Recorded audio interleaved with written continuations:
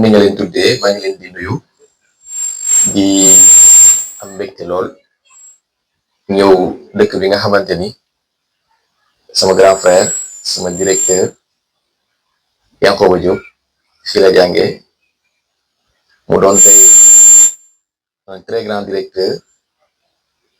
à l'intérieur de Dakar parce que monsieur Diop Yankoba c'est le directeur de ESCOA Dakar, cette école que vous voyez en face de l'UCAD. Alors normalement moom moo waroon ñëw teew fii tey pour defal leen waxtaan bi mais malheureusement comme contrainte de temps et puisque man ak moom yëpp benn lañu donc ma ñëw teewal ko fi tey donc maa ngi tudd Ahmed Ka di coach en développement personnel di analyste en cybersécurité mais di historien également de formation, ce qui veut dire que j'ai été au département d'histoire def naa fa 3 ans ba ma commencé sama master. Après j'ai décidé d'abandonner pour me réorienter dans autre chose. Donc tey nag li ñu fi dajale mooy ñu waxtaanee les réalités socio-pédagogiques yi nga xamante ni moom la ñuy dund dans les universités sénégalaises. Malheureusement je ne pourrais pas parler de Bambey, de Ziguinchor puisque musuma fa nekk,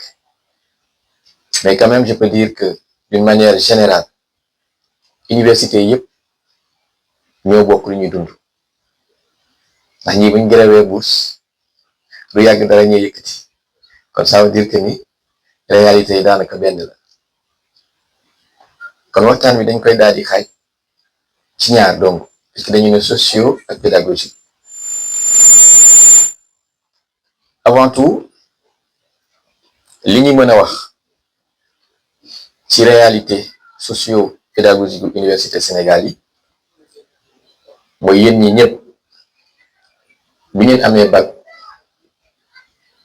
est-ce que fi ngeen bëggoon ñu orienté leen foofu leen orienté, est-ce que fi ngeen bëggoon a dem jàngi foofu leen yóbbu, kan lañ fi yóbbu fu mu bëggoon dem nekkati loxoom s'il vous plaît. Kat moom nañ fi yóbbu fi nga xamante foofu la bëggoon. On a 4 5 6 maanaam boo jëlee sur échelle de 100 personnes pratiquement 20 yi la ñuy yóbbu fi nga xamante foofu la ñu laaj. ñeneen ñi ñëpp dañu ni tànnal. kon premier problème am na nit ki am na fu mu bëggoon dem jàngi filière mu bëggoon a def orienté wuñu ko foofu mooy première faille ci suñu système. Je vous donne mon exemple. Man j'aimais beaucoup la philosophie. Je voulais être philosophe. Je me disais que su ma nekkul philosophe pourquoi pas ma nekk sociologue, su ma nekkul sociologue pourquoi pas ma doon psychologue. Psychologie, 4e choix histoire, et devinez fan lañ ma yóbbu au département d'histoire. ma dem fa def comme ñëpp di jàng di passer di valider mais am lu manqué quoi parce que tu sais que ce que tu es en train de faire ce n'est pas ton choix, ce n'est pas yow yaa ko tànn te lépp loo tànn bu yàggee da nga xam ne que lii ce n'est pas pour toi. Donc arrivé à un certain moment je me suis dit mais Ahmed il faudra que nga xoolaat sa bopp xool yow lan nga bëgg a def fan nga bëgg a orienté wu. J'avais vu mes grands frères yi nga xamante ni ñoom ñoo ma jiitu woon foofu am seeni master ils ne pouvaient pas avoir de travail mënu liggéey alors que man xam naa pertinemment que ñoom ñoo ko xam-xam. Je me disais moi man aussi su ma amee licence su ma amee master qu'est-ce que je vais devenir, est-ce que je vais faire comme eux nekk fii di xaar mat di xaar recrutement au Pastef, qu'est-ce que je peux faire à la place. Alors j'ai commencé à faire pas mal de choses, j'ai commencé à vendre des produits, j'ai commencé à toucher un peu partout des choses ba ni nga xamante ni ci lay lancé wu dans le coaching di coacher ay nit di leen accompagner ba tey jii loolu moo ma définir cette trajectoire que j'ai eue aujourd'hui moom su ma xalaat naa ko. Donc première difficulté yi ñuy jot jànkonteel en premier c'est un problème d'orientation. Orientation il faut ñu xoolaat ko ñuy orienté ndaw ñi fu ñu bëgg mais ndaw ñi tamit di xool li ñu bëgg est-ce que méngoo na ak li jamono bëgg. ak li jamono yittewoo parce que beneen réalité bi nga xam ne daf fi nekk ngeen xam ko ñun ñi ñëpp ñu xam ko mooy ci filière yi ñuy formé ay filières yi nga xamante ni pratiquement boo paree tu n'es pas employable que ce soit dans une école de formation professionnelle souvent li fay jàngale on est obligé de te reformer encore parce que je me souviens que bi may def stage en marketing digital on recevait des étudiants de master en communication qui peinaient à parler, qui peinaient à utiliser la machine, qui peinaient à élaborer des stratégies en digital marketing.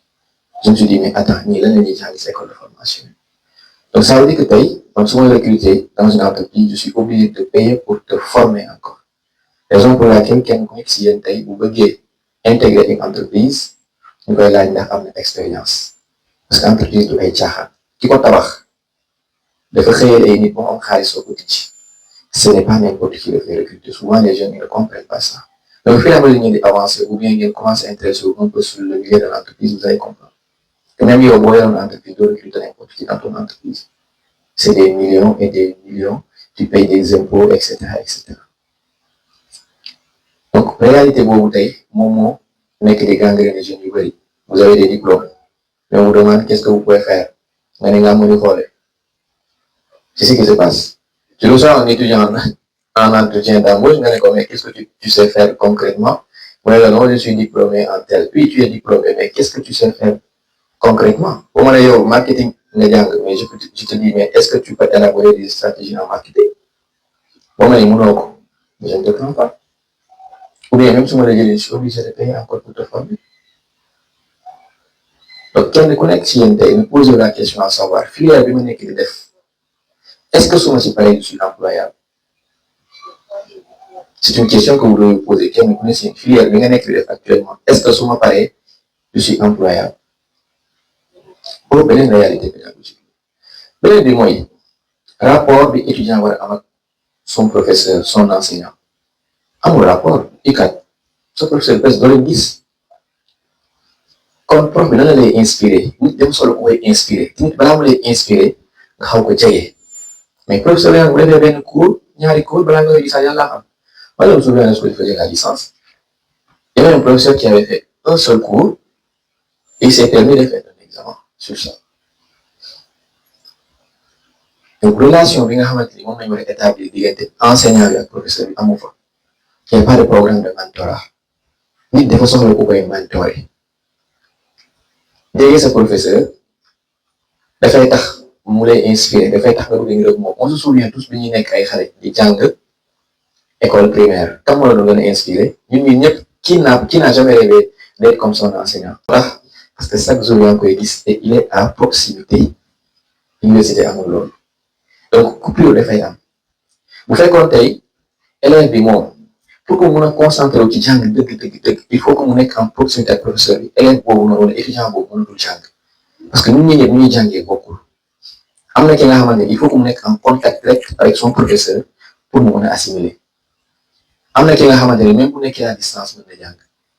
am na ki nga xamante ne il faut mu dugg ci lu xonk mu jàng mais bu bàyyee instant ci ñett ñooñu noonu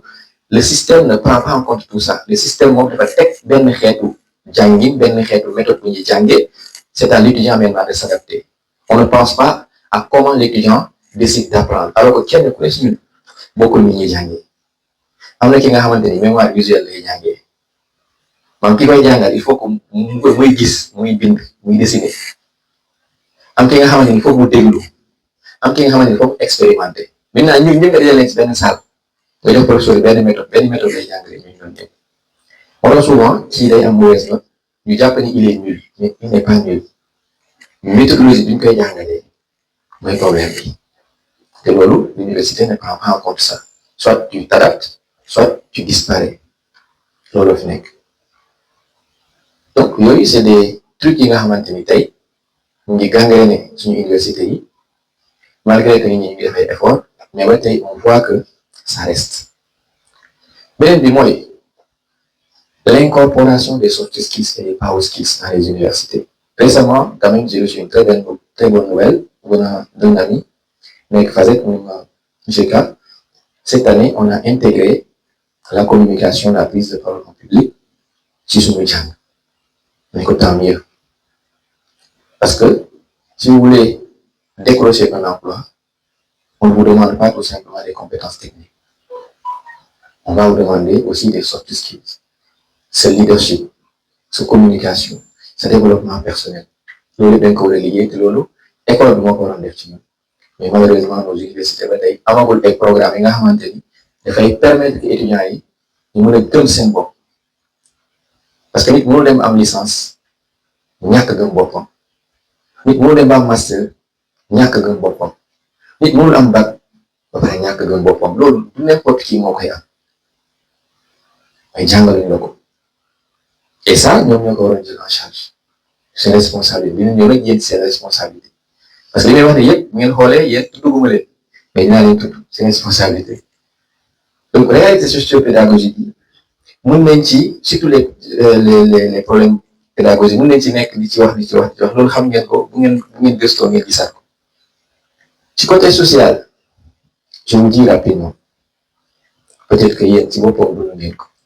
man ma ñëwee université en 2017 on était 25 ci néeg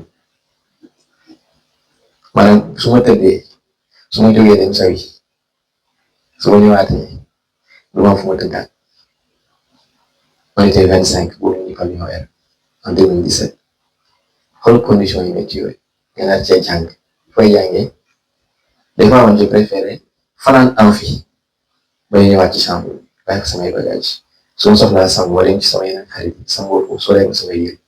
mais néeg bi moom lu mu abrité mooy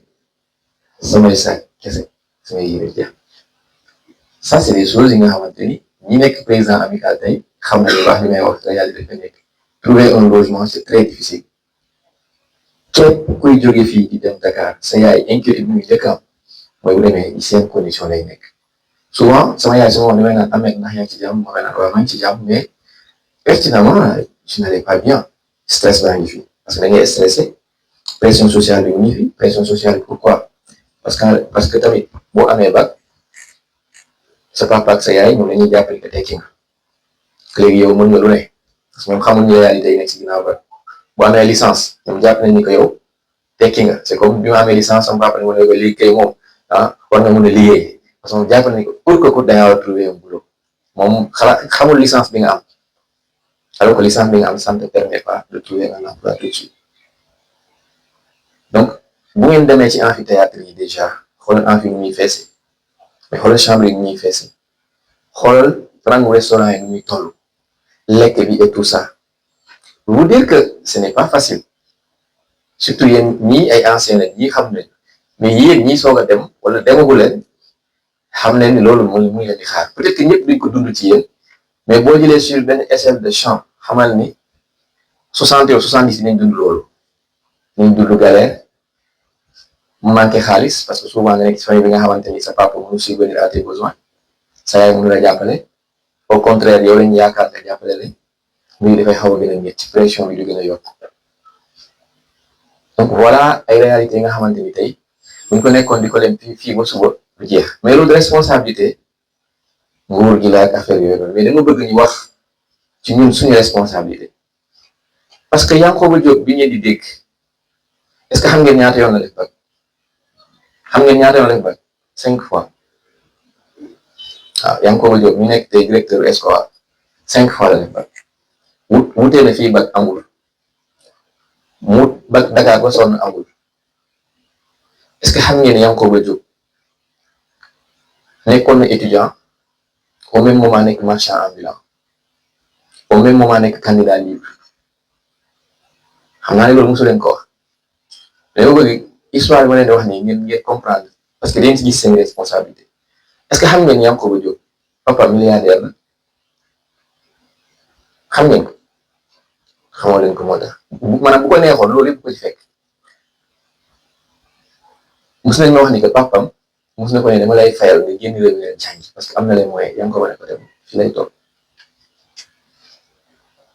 sa papa nekk milliardaire ngay xooslu sa papa nekk milliardaire nga yor benn yére sa papa nekk milliardaire ngay dang-dangi saa loolu yombul la kenn imaginer man sama papa nekkoon milliardaire est-ce que li ma fi gis tey tey moom moo nekk directeur u Escobar bokk ci directeur yu gën a jeune ci Sénégal lan moo ko may loolu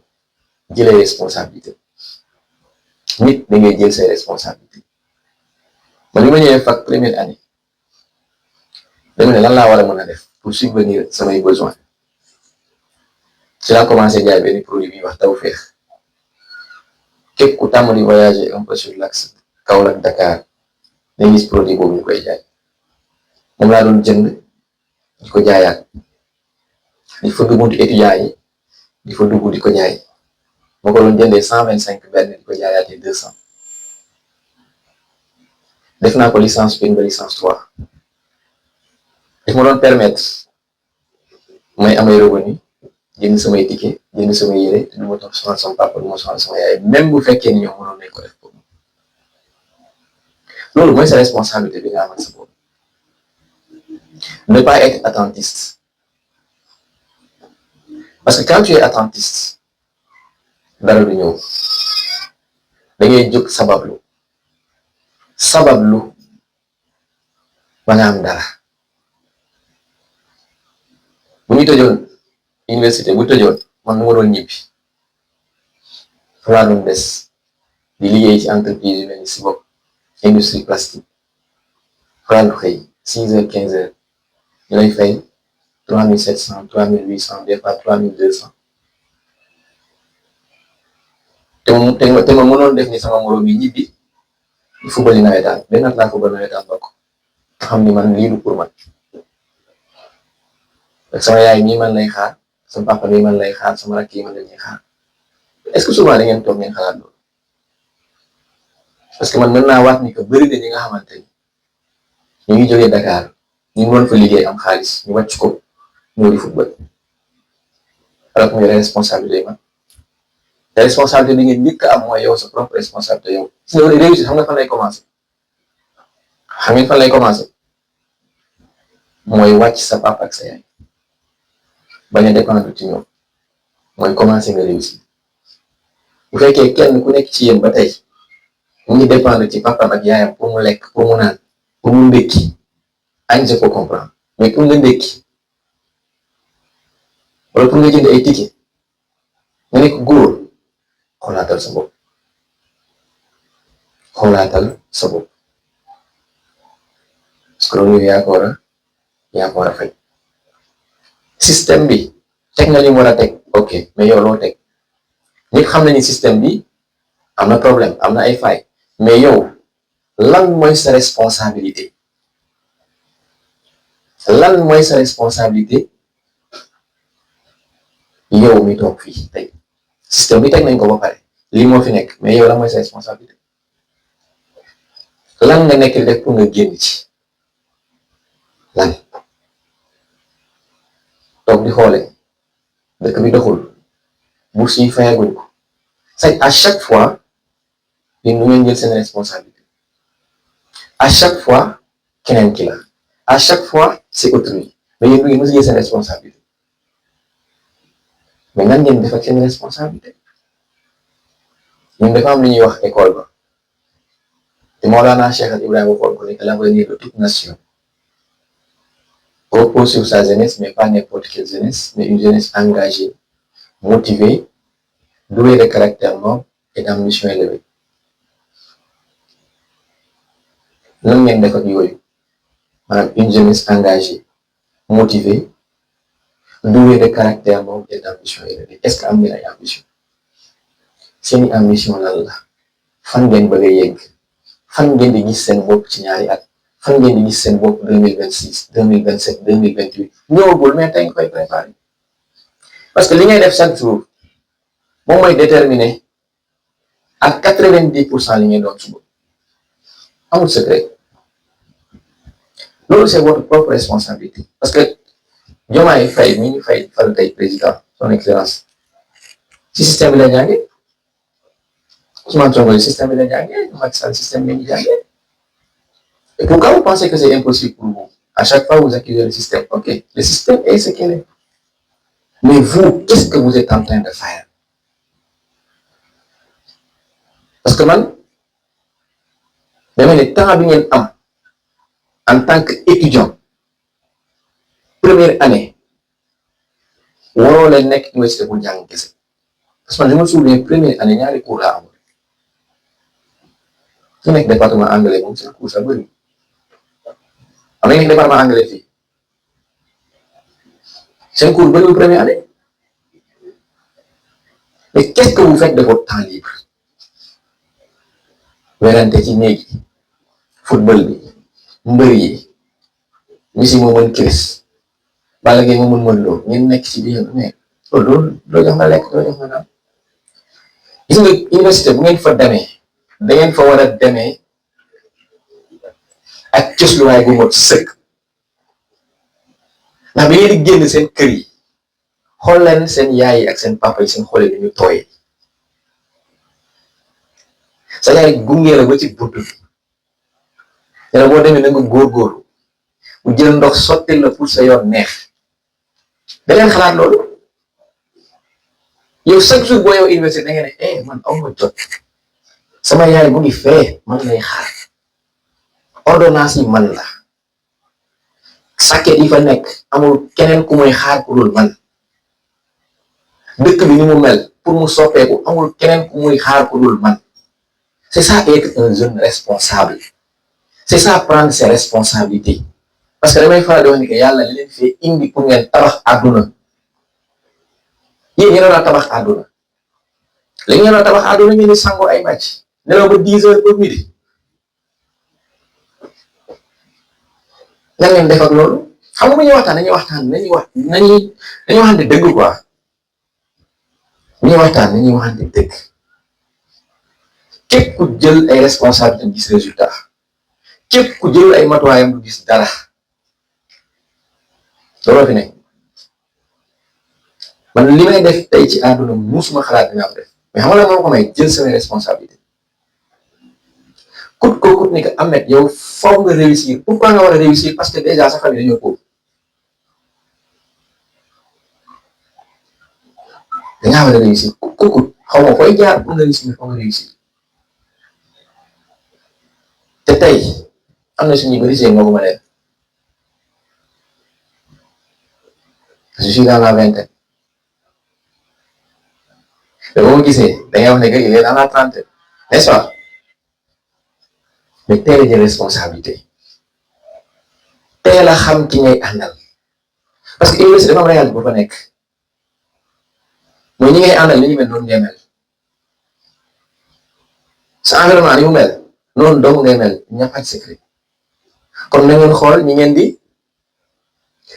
àndal ñi ngeen di jëflanteel te ngeen di ànd ak ñi am ambition sama temps bu jeexee ngeen signalé ma dégg parce que man li soppi sama dund mooy ànd ak ñi am ambition booy ànd ak am ambition nga am ambition booy ànd ak amul ambition doo am ambition te nit lépp lu muy xalaat loolu léegi lay doon te xel tool na loo ci jëmbat dafay sax loo jëmbat ci xel nii dafay sax kon faites très attention à ce que vous écoutez, ce que vous regardez, mais également les personnes yi ngeen di fréquenter lu am solo. Et comprenez une chose yàlla wàccewul leen fi pour ngeen def la même chose yàlla wàccewul diw ak diw pour ñu def la même chose conformisme boobu moo nekk religion yu bëri sa morom bu nekkee enseignant nga ne ku da ngay nekk enseignant sa morom bu nekkee professeur nga ne man force damay nekk professeur mais nous ne sommes pas tous venus sur cette terre pour faire la même chose kon aduna du doon am sens mbindeef yi yàlla bind yëpp amul benn bés ñu la ko amul ci biir garab yi dafa am yu mag am yu ndaw ci biir nit ñi dafa am yu njool am yu gàtt am yu xees am yu ñuul jën yi dafa am yu mag am yu ndaw te lan moo tax léegi nit bëgg moom kut niroog keneen wala keneen ki damay def yow nga bëgg def la même chose alors que yow t'es pas venu sur cette terre pour faire cette chose-là. Donc arrêtez de voir que telle personne a réussi dans un domaine que man aussi forcément réussir domaine boobu noonu bu fekkee yàlla tudd la ci loolu loolu ci réussir da ngay sonn sa bopp mais pas peur d'essayer de nouvelles choses man bi ma ne sama papa damay arrêté samay études mënul woon comprendre loolu mënu ko woon nangu parce que il ne pouvait pas comprendre nga dem ba am licence ba commencé master ne da ngay bàyyi jàng ñu bàyyi la ngeen installé gars yi waaw merci. bu sa yaay mooy sa responsabilité université lu leen njëkk a jàngal mooy léegi responsable yow la boo bëggee jàngi kenn du la yee kenn doon naan ndekki bi jot na kenn la andi jot na yow yaa jël say propre responsabilité mooy woon ne léegi fii nag léegi yow magum jëmm nga kon li ngeen di def foofu yéen doo ngay responsable kenn du responsable yéen yéenay responsable te ngeen arrêté naan nit ñi yéenay seen propre responsable te ngeen jël seen responsabilité te ngeen bàyyi di ma naan ay l'avenir c'est la jeunesse l'avenir ce n'est pas suba de l'avenir c'est tey jii mooy avenir bi suba ñëwagul li ngeen bëgg a doon suba da ngeen koy incarner tey da ngeen bëgg a doon leader tey da ngeen bëgg a commencer jaay tey du suba tey ngay commencer da ngaa bëgg a entreprendre tey du suba de parce que booy naan suba yi day ñëw rek te da nga yaakaar lundi bi di ñëw nii day bokk ak lundi bi di ñëwaat déedéet ñu bokk tur rek mais bokkuñ de dañoo bokk tur mais bokkuñ loolu seen responsabilité la te da ngeen am une lourde responsabilité bi ngeen xamul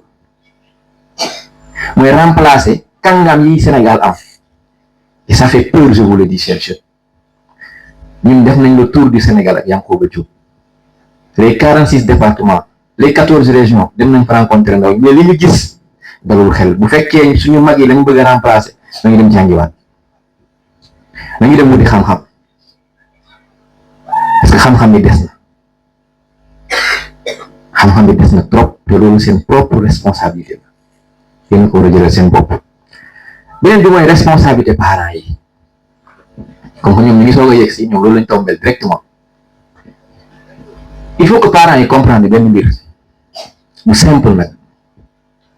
mooy yow dangaa ñëw pour def ci sa dund yow parent bi yow li nga ñëw def si sa doom ñëwul def si loolu ci ko àdduna il faut que parents yi loolu mu leer seen biir bopp yi yow mission bi nga am ci kaw suuf sa doom ñëwul ak mission boobu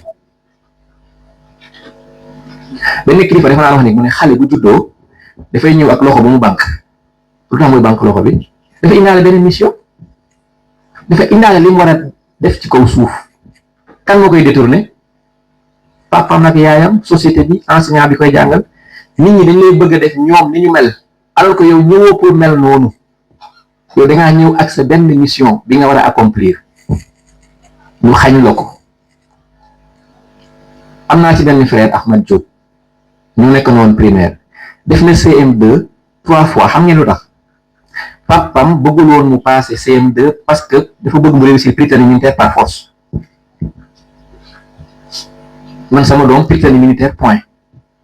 saa yu demee duñ ko jël muy insister 3 fois jàllul pourquoi parce que moom papam bi mu nekkee xale daa bëggoon réussir loolu moom réussir ko léegi mu bëgg a projeté loolu ci doomam pour am ngeen ko teg sa dund la da ngay dund yow sa dund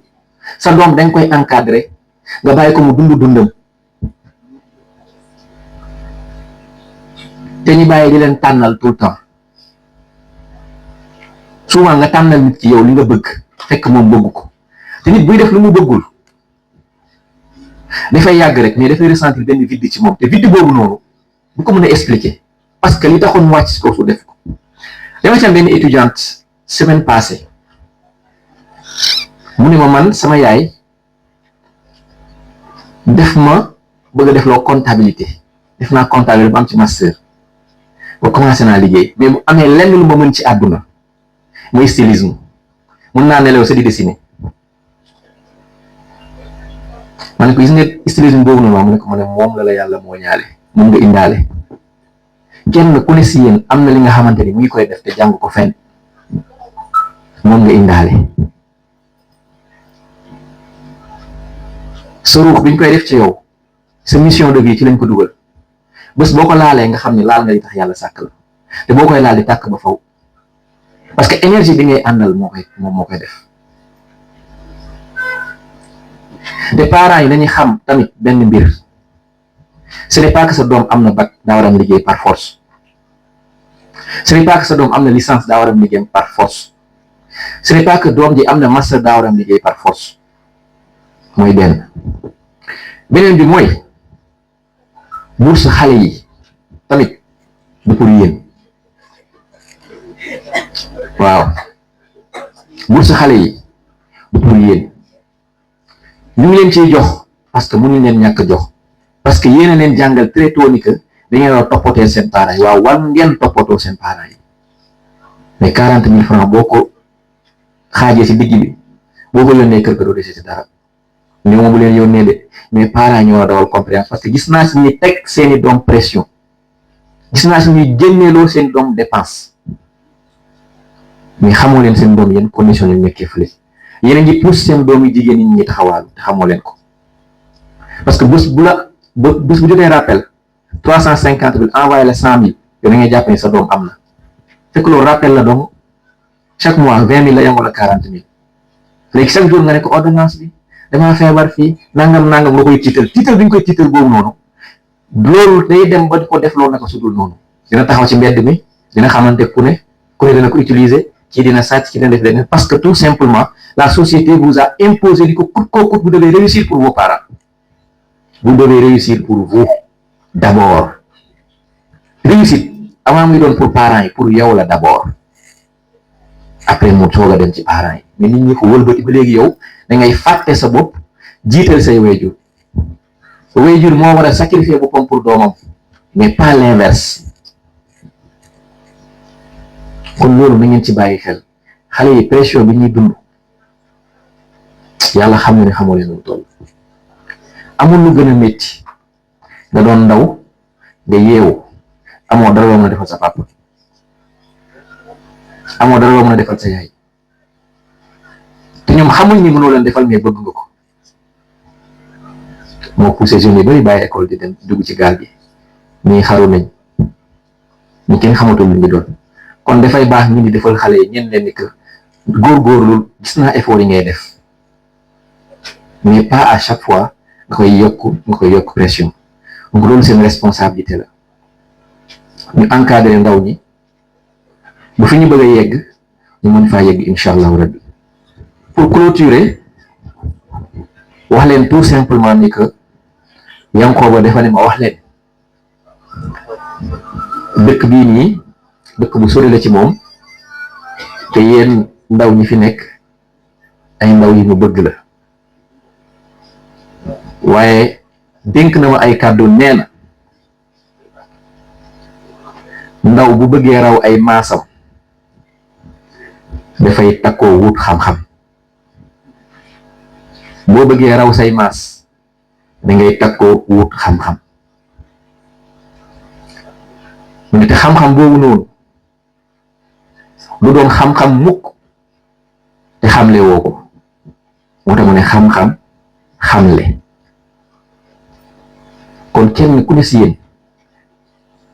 Yankhoba loolu la dénk bu ñu bëggee bokk si nga xamante ni ëllëg dañaa féete suñu réew am féete suñu dëkk dañu cësluwaayoo xam-xam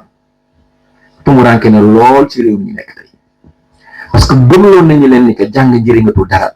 te jàng mooy lépp ku leen ci dindi na leen ci li nga xamante ni ëllëg den ko regretté jàng nag du école du université kese ñu ci mbedd yi mën nga faa jàng ñu ci kër ga mën nga faa jàng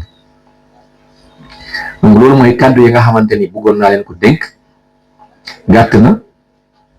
waaye xam naa peut-être kenn ku ne si yéen dina am lu mu ci jël moom maa ngi am mbégte lool contentement teewal ko fii di nuyu parents yi nga xamante ni ñoom ñoo jot a teew ci leen ñaax yéen tamit ngeen gën a góorgóorlu ci ndaw ñi xam ni que xale am na énergie boo ko encadré rek dafay daal di jël énergie boobu dugal ko ci lu baax mais quand vous avez une jeunesse très forte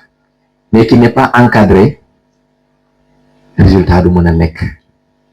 kon yéen puisque yéen ay autorité dëkk bi yéen responsabilité dëkk bi c'est à vous d'encadrer ces jeunes c'est à vous également de les motiver de les encourager ba pare xejal leen tuuti pour ñu xam ci li ngeen nekk parce que mun leen bëggee wutu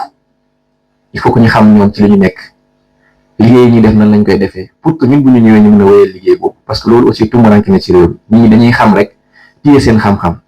nekk si benn poste ngëp ko de telle sorte que ni keneen du xam nu mu fay demee moo tax ëllëg bu ñu la falee doo xam mairie nu muy demee kon dafay baax ndaw ñi di intéressé wu sur tout ce qui se passe autour de loolu aussi lu am solo la di leen wax ni tout simplement ni que ça a été vraiment un plaisir mon frère jaar fi ziar leen parce que dama nekk ci yoon li may dem ba daara tey incha allahu rabbi jërë ngeen jëf asalaamaaleykum wa rahmatullah